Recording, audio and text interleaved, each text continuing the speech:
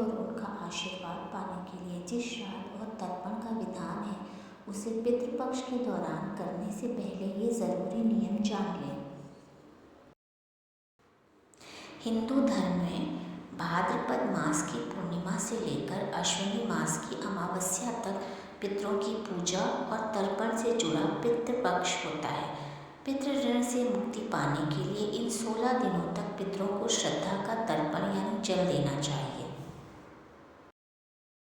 मान्यता है कि पितृपक्ष में श्रद्धा के साथ पितरों के निमित्त पूजा, तर्पण, श्राद्ध, दान आदि करने पर पितरों का आशीर्वाद प्राप्त होता है।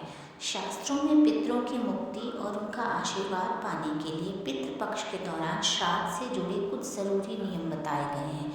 आइए जानते हैं पितृपक्ष के दौरान पितरों से निमित्त श्राद्ध और तर्पण करते समय हमें किन नियमों का पालन करना चाहिए।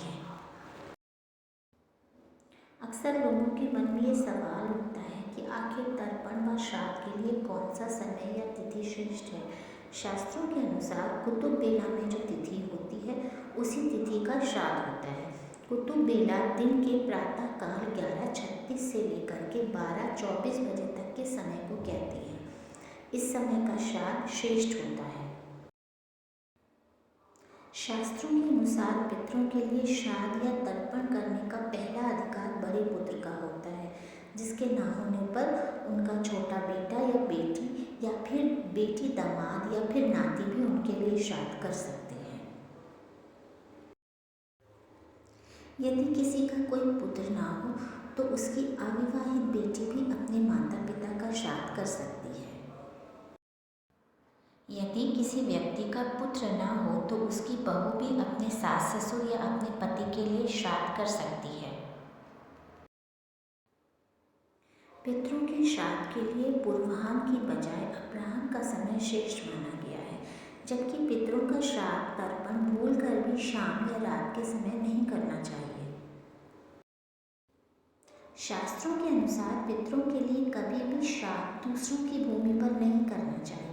यदि किसी के पास स्वयं का मकान ना हो तो वह मंदिर, तीर्थ स्थान आदि पर जाकर श्राद्ध कर्म कर सकता है, क्योंकि इस पर किसी का अधिकार नहीं होता। पितृपक्ष के दौरान पूरी तरह से ब्रह्मचर्य का पालन करना चाहिए और तामसिक चीज़ों का सेवन भूलकर भी नहीं करना चाहिए। पितृपक्ष के दौरान विवाह, मुंडन, सगाई और गृह प्रवेश जैसे मांगलिक कार्य नहीं करने चाहिए। श्राद्ध में किए जाने वाले दान या करवाए जाने वाले भोजन का अभिमान कभी भी नहीं करना चाहिए।